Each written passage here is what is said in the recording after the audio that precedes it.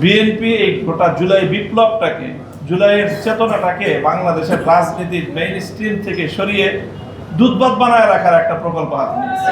জুলাই জাদুঘর যদি ওপেন নিয়মতান্ত্রিকভাবে না করেন তাহলে এটা নিয়ে বড় ধরনের আমাদের সাথে কোনো ক্যাচাল হয়ে যাবে আপনাদের। তো খেলাধুলার মধ্যে বাচ্চাদের মধ্যে একটা সাইজ থাকে যারা বেশি ছোট, যাদেরকে খেলায় নেওয়া যায় না। ফুটবল খেলতে তো একটা বয়স লাগে, অন্তত 7-8 বছর। তো 7-8 বছরের বাচ্চারা যখন খেলে তো ওখানে 3-4 বছরের বাচ্চা এসে সে খেলার জন্য বায়না ধরে, তখন ওই বাচ্চাদের একটা কৌশল আছে, তখন বলা যে হ্যাঁ তুমিও খেলায় আসো, তবে তুমি দুধ ভাত। এরকম একটা প্রচলন আমাদের মধ্যে ছিল। ওকে একটা সান্ত্বনার বাণী দিয়ে দেওয়া যে তুমি দুধ ভাত হিসেবে তুমি খেলার মধ্যে আসো, আর বাকি দুই পক্ষ তো খেলবে। আমার এই মনে পড়তেছিল আজকে এই সময়টা, এই কথাটাই, যে বিএনপি জুলাই সনদ নিয়ে যা করতেছে, বিএনপি এই গোটা জুলাই বিপ্লবটাকে, জুলাইয়ের চেতনাটাকে বাংলাদেশের রাজনীতির মেইন স্ট্রিম থেকে সরিয়ে দুধবাত বানায় রাখার একটা প্রকল্প হাতে নিয়েছে। আমাদের শিল্প সংস্কৃতি জগতের কিছু চিহ্নিত মুখ জুলাই সনদকে অপমান করে অশ্লীল বাক্যবাণে তারা জুলাইকে জর্জরিত করার চেষ্টা করছে।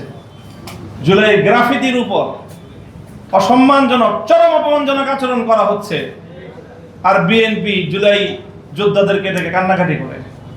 আমরা পরিষ্কার কথা বলি, আগে অতীতে আমরা বিএনপির উপর নির্ভর করে প্রতিটি স্বৈরাচার বিরোধী আন্দোলনের শেষে আমরা ক্ষতিগ্রস্ত হয়েছি, কারণ বিএনপি সময় মতো ক্ষমতায় গিয়ে সেই বিষয়গুলি বাস্তবায়ন করার চেষ্টা করে না। এবার কিন্তু আমরা আর বিএনপির উপর নির্ভর করছি না, আমরা বিকল্প পথ বেছে নিচ্ছি। বিএনপি যদি জুলাই বিপ্লবের চেতনা বাস্তবায়ন করতে ব্যর্থ হয়, আমাদের এই ইস্পাত কঠিন ঐক্য আরো দৃঢ় হতে থাকবে। এই দৃঢ় হতে হতে বিএনপির বিরুদ্ধে গণবিস্ফোরণে পরিণত হবে ইনশাআল্লাহ। এই জুলাই মাসের মধ্যে জুলাই জাদুঘরটাকে ওপেন করে দেন। জুলাই জাদুঘর যদি ওপেন নিয়মতান্ত্রিকভাবে না করেন তাহলে এটা নিয়ে বড় ধরনের আমাদের সাথে কোনো ক্যাচাল হয়ে যাবে আপনাদের। যে আমাদের বিরোধী দলীয় নেতা খুব নম্র, ভদ্র এবং খুবই শালীন আচরণের মাধ্যমে কথা বলেন। প্রধানমন্ত্রীর বক্তব্য, কথাবার্তাও খুব সুন্দর, একেবারে ভদ্রচিত কথা। গণতন্ত্রের একটা নতুন ডেফিনিশন সামনে এনেছিল, উন্নয়নের গণতন্ত্র। দেশের মতামতের মানুষের লাগবে না, পদ্মা সেতু করে দিছি, দক্ষিণবঙ্গের গণতন্ত্র শেষ। আর কি দরকার? পদ্মা সেতু হয়েছে তোমাদের, তারপরে মেট্রো রেল হয়েছে, ঢাকাবাসীর গণতন্ত্রের আর কি দরকার? মেট্রো রেল দিয়ে তোমরা চলাচল করবে, এটাই তোমাদের গণতন্ত্র।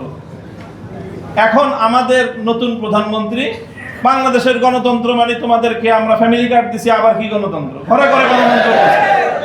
আর হলো কৃষি কার্ড দিয়ে দিছি, এখন ক্ষেত খামারে সব জায়গায় গণতন্ত্র। এই ফ্যামিলি কার্ডের গণতন্ত্র আর কৃষি কার্ডের গণতন্ত্র দিয়ে যদি আমাদেরকে আবার সেই ফ্যাসিবাদী শেখ হাসিনার উন্নয়নের গণতন্ত্র বুঝাইতে চান, তাহলে আমাদের আচরণ কিন্তু ফ্যাসিবাদী শেখ হাসিনার চেয়ে আপনার সাথে ভিন্ন কিছু হওয়ার সুযোগ নেই। কারবালার ইতিহাস সময়কে অতিক্রম করে গিয়েছে। জুলাই বিপ্লব তার সূচনাতেই জুলাইকে অতিক্রম করে আগস্টের 5 তারিখ পর্যন্ত, 36শে জুলাই পর্যন্ত প্রলম্বিত হয়েছে। যেই বিপ্লব তার জন্মের সময় সময়ের বাধ্যবাধকতাকে, সময়ের টাইম ফ্রেমকে, সময়ের সীমাবদ্ধতাকে অতিক্রম করতে পারে, বিএনপি কেন? বিএনপি, আওয়ামী লীগ এবং ভারত মিলে এই জুলাই বিপ্লবকে আটকে রাখতে পারবে না ইনশাআল্লাহ।